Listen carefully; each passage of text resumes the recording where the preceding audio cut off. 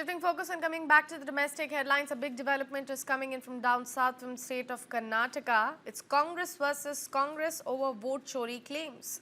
Karnataka Minister K.N. Rajanna has submitted his resignation from the post of Cabinet Minister is what we've been given to understand. A big breaking news coming in early this morning. In fact, it has been learned that the party's High Command has sacked Minister K.N. Rajanna from the state cabinet. Sources have suggested that Rahul Gandhi himself directed Chief Minister Siddaramaiah to proceed with the formal removal of K.N. Rajanna.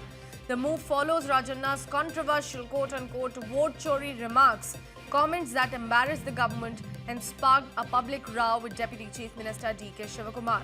Party insiders say there's a clear strategy behind the dismissal. By taking the dismissal route, the High Command wants to demonstrate its authority, reinforce party discipline, and signal that public dissent against the leadership will be met with action, not accommodation. This decision could set the tone for how Congress handles future internal flare-up, especially in a politically sensitive year for the party in the state of Karnataka. Some reactions coming in. Take a look.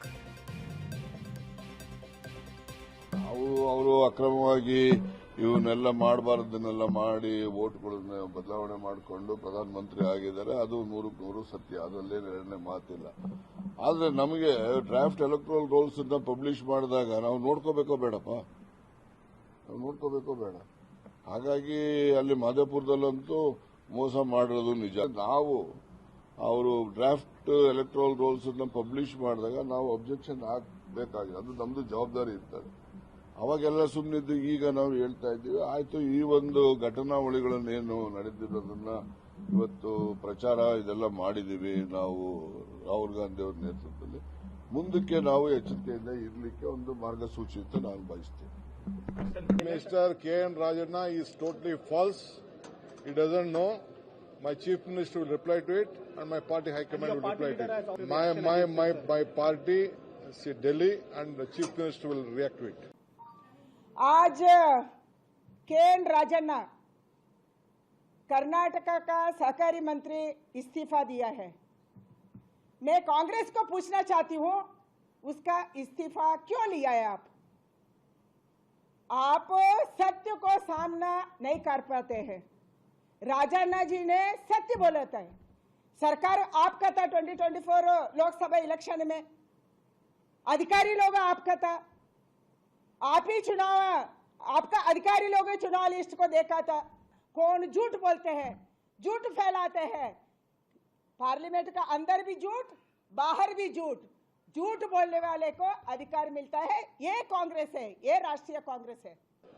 Rajanna senior minister ने खुलकर बताया है कि जो राहुल गांधी का बयान है वो बिल्कुल झूठ है।